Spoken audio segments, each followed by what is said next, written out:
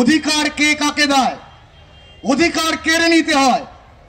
আমরা এখানে আজকে এসেছি অধিকার কেড়ে নিতে, আমরা এসেছি অধিকার কেড়ে নিতে, অধিকার ছিনিয়ে নিতে। 2026 সাল আমরা জানি না কি হবে। এখন এসআইআর চলছে, বাড়ি বাড়ি গিয়ে ভোটার লিস্টে নাম তুলছে। 2011-র আগে ব্লকে ব্লকে প্রতিবন্ধীদের ক্যাম্প করে কার্ড দেওয়া হতো, সেই কার্ড বন্ধ কেন?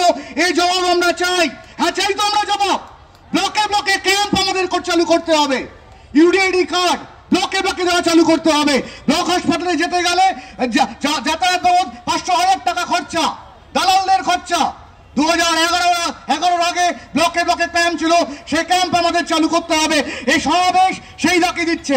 বিকাশ দা বললেন সেই কথা নয়, চাই 100 দিনের কাজ, ইন্দিরা আবাস যোজনা বা আবাস যোজনা, সমস্ত ক্ষেত্রে প্রতিবন্ধীরা বঞ্চিত। আগামী ফেব্রুয়ারি, মার্চ এবং মার্চ মাস আমরা ডাক দিয়েছি জেলায় জেলায় ডিএম অফিস ঘেরাও 12 ঘন্টার জন্য অবস্থান বিক্ষোভ।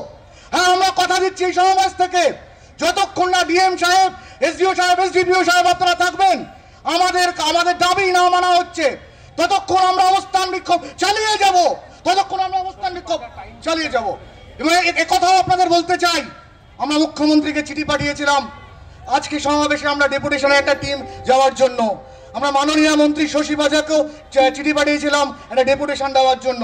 হ্যাঁ উনি বলেছেন উনি এখন ব্যস্ত আছেন, আগামী 4 তারিখের পরে উনি আমাদের ডেপুটেশন কর্মসূচি গ্রহণ করবেন।